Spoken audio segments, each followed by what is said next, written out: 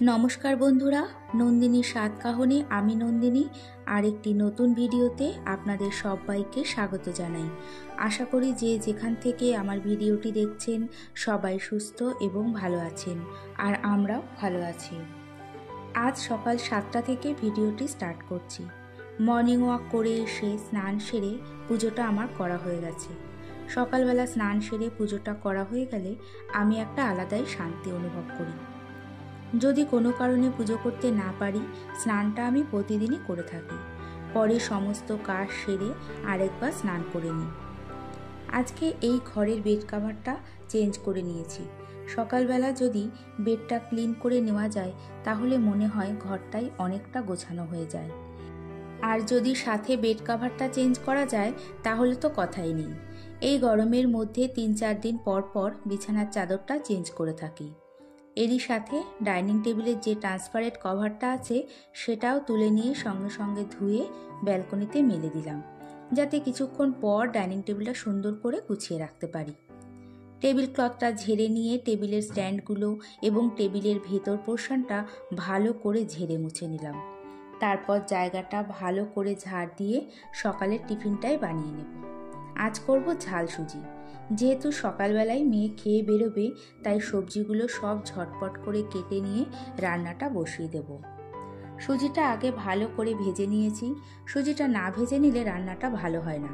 4টে ডিম ভুজিয়া করে তুলে নিয়েছি। কড়াইতে তেল আর ঘি ভালো করে গরম করা হয়ে গেছে। তারপরে কারি পাতা তেলের মধ্যে দিয়ে পেঁয়াজটা ভালো করে ভেজে নেব। তারপর সব সবজিগুলো দিয়ে নুন লঙ্কা দিয়ে হালকা করে নাড়াচাড়া করে এক এক করে কিশমিশ কাজু চীনাবাদাম দিয়ে নেড়ে চেড়ে সুজিটা দিয়ে আবারও ভালো করে মিশিয়ে নিয়ে জল দিয়ে দেব। প্রয়োজনে মাঝে মাঝে জল দিয়ে ভালো করে নাড়তে হবে। একেবারে বেশি জল দিলে হবে না। যেহেতু সুজি অনেকটাই হয়ে গিয়েছে, নাড়তে অসুবিধা হচ্ছিল, তাই আমি খুন্তিটাও চেঞ্জ করে নিলাম। নুনটা চেক করে সামান্য চিনি, ভেজে রাখা ডিমের ভুজিয়া আর বেশ খানিকটা ঘি দিয়ে নাড়াচাড়া করে নামিয়ে নেব। ব্যাস রেডি হয়ে গেল ঝাল সুজি। এটা কিন্তু খুবই হেলদি খাবার। মেয়েকেও খেতে দিয়ে দিয়েছি। তারপরে বেড কাভার আরও অন্যান্য জামা কাপড়গুলো ভিজিয়ে রেখে ঘরটা আগে ক্লিন করে নেব। কাচাকাচিটা পরে করে নেব।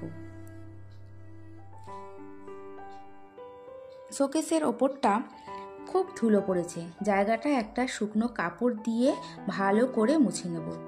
এই যে সাদা রঙের মিররটা আমাদের অ্যানিভার্সারিতে একটা আন্টি গিফট করেছিল। এতে আমার আর আমার হাজবেন্ডের ছবি রয়েছে। সুইচ অন করলে দেখা যায়। জিনিসটা কিন্তু খুবই সুন্দর আর আমার খুবই পছন্দের। তারপর কলিং দিয়ে ফার্নিচারগুলো মুছে নিচ্ছি। প্রায় রোজই এগুলো পরিষ্কার করি। এই ফার্নিচারগুলো আমার অনেক বছরের। জিনিস নতুন হোক বা পুরনো, যদি ঠিকমতো যত্ন নেওয়া যায় তাহলে তা বহুদিন পর্যন্ত ভালো থাকে। এরই সাথে ভিডিওটি দেখতে দেখতে যদি ভালো লেগে থাকে তাহলে একটা লাইক এবং সাবস্ক্রাইবও করে নিতে পারেন। আর কাজটি যদি আপনি অলরেডি করে থাকেন তাহলে আপনাকে অনেক ধন্যবাদ। আর অনলাইন থেকে যে ঘর পরিষ্কার করার স্টিকটা কিনে এনেছিলাম, এতে আমার খুবই উপকার হয়েছে। এটা দিয়ে দুটো শোকেসের মাঝখানটা ভালো করে পরিষ্কার করে নিলাম। এই জায়গাগুলোতে হাত দিয়ে পরিষ্কার করা সম্ভব হয় না, স্টিক দিয়ে ভালো করে পরিষ্কার করা যায়। ঘরবাড়ি যেমনই থাকুক না কেন, আসবাবপত্র যেমনই থাকুক না কেন, যদি সেগুলো গুছিয়ে পরিপাটি করে রাখা যায়, একটু যত্ন করা যায়, তাহলেও খুব সুন্দর লাগে। আর এই তো ছোট টেবিল ক্লথটা ঝেড়ে নিয়ে টেবিলটা মুছে নিলাম। সাথে পেপারগুলো ভালো করে গুছিয়ে টেবিলটা গুছিয়ে রাখলাম। আগে চেয়ারের ওপর উঠে একটা কাপড় দিয়ে এগুলো পরিষ্কার করতে হতো, আর এটা দিয়ে এখন নিচে দাঁড়িয়ে পরিষ্কার করা সম্ভব। প্রথমেই যে একটা মেয়ের ছবি মুছে নিলাম, সেটা আমার মেয়ের নিজের হাতে আঁকা ছবি। ঘরে টুকটাক এমন আরও অনেক ছবি রয়েছে যেগুলো ওর হাতে আঁকা। কাজ করতে করতে খিদেও পেয়ে গিয়েছিল, তাই সকালে টিফিনটা করে নিয়ে তারপর কাজ শুরু করলাম। তারপর হালকা ঝুল হয়েছিল, সেগুলোও পরিষ্কার করে নিলাম। ঘরের ওয়ালগুলো যেহেতু সাদা রঙের, তাই একটু ঝুল হলেই আমি আগে পরিষ্কার করে রাখি। যা গরম পড়েছে তাতে একটু কষ্ট তো হয় বটে, কিন্তু পরিষ্কার না করেও তো থাকা যায় না। পরিষ্কার পরিচ্ছন্ন থাকতে সবারই তো ভালো লাগে। আমার সাধ্যমতো আমি ঘরবাড়ি পরিষ্কার রাখার চেষ্টা করি। ঝোল পরিষ্কার করার পরেই টেবিলটা ভালো করে গুছিয়ে রাখলাম, না হলে টেবিলের ওপর আবার নোংরা পড়বে।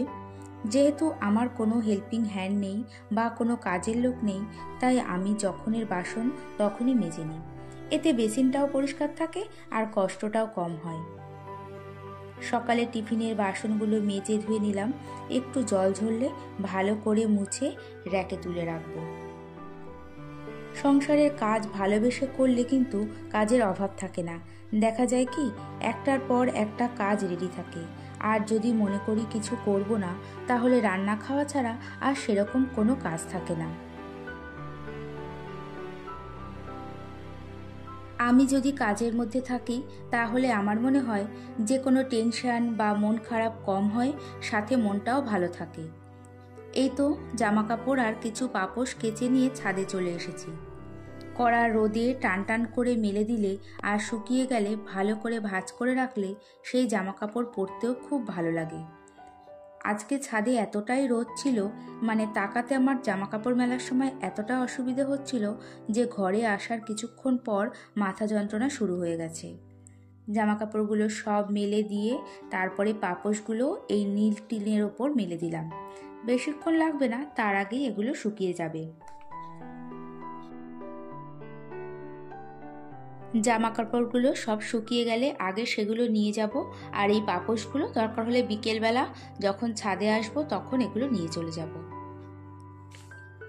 হালকা মাথা ব্যথা করলেও কাজগুলো আমি না করলে যেহেতু কাজগুলো পড়েই থাকবে, তাই আর মাথা ব্যথাকে গুরুত্ব না দিয়ে ঘরগুলো সব মুছে নিচ্ছি। আমার যেহেতু ঘর, ডাইনিং, ব্যালকনি দিয়ে অনেকটাই জায়গা, তাই ঘর মুছে নিতে অনেকটাই সময় লেগে যায়। আর প্রতিদিন খাটের নিচটা ভালো করে মুছে নেওয়ার চেষ্টা করি। খাটের নিচটা পরিষ্কার করে রাখলে ঘরে ধুলোটাও কম হয়। হাজবেন্ড যেহেতু অফিসে গেছে আর ঘরে সেরকম কোনো মাছ বা সবজি ছিল না, তাই ঘর মুছে নিয়ে রেডি হয়ে একটু বাজারেও গিয়েছিলাম। তারপর বাজার থেকে কিছু সবজি আর বাটা মাছ, মোরলা মাছ নিয়ে এসেছি। সবজিগুলো কেটে ধুয়ে গুছিয়ে নিয়ে মাছগুলো ধুয়ে নেব। ফুলকপিটা একটু গরম জলে ভিজিয়ে রাখলাম। অফ সিজনের ফুলকপি তো কেমন হবে জানি না। মাছ বাজারটা আমাদের খুবই কাছে, 2 মিনিটের হাঁটা পথ। বাটা মাছগুলো কেটে দিয়েছে, কিন্তু মৌরলা মাছ কাটতে অনেক সময় লাগবে আর গরমের মধ্যে দাঁড়িয়ে থাকতে ইচ্ছে করছিল না। তাই মৌরলা মাছগুলো বাড়িতে এনে আমি কেটে ধুয়ে বেছে নেব। একটু সময় লেগেছে, তাও বাজারে গরমের মধ্যে দাঁড়িয়ে থাকার থেকে তো অনেকটাই ভালো। আজকে রান্না করেছিলাম মৌরলা মাছের চচ্চড়ি, পাতলা করে ডাল আর পটল পোস্ত। মাছগুলো আগে হালকা করে ভেজে নিয়ে রেখেছি আর বেগুনটাও হালকা ভেজে রেখেছি। তারপরে আলু, পেঁয়াজ, লঙ্কা, রসুন, কাঁচা সর্ষের তেল দিয়ে সব কিছু একসাথে মেখে কড়াইতে দিয়েছি। পরে মাছ আর বেগুন দিয়ে নাড়াচাড়া করে গ্যাসটা পুরো কমিয়ে দিয়ে ঢাকা চাপা দিয়ে ধীরে ধীরে তরকারিটা রান্না করে নিয়েছি। একটু কাঁচা সর্ষের তেলও দিয়েছিলাম। তারপরে আর 2 মিনিট ঢাকা দিয়ে গ্যাসটা কমিয়ে তারপরে মাছটা নামিয়ে নিয়েছিলাম। এরই সাথে আজকের ভিডিওটি এখানেই শেষ করছি। আবারও দেখা হচ্ছে পরের ভিডিওতে। এতক্ষণ আমার সঙ্গে থাকার জন্য ধন্যবাদ।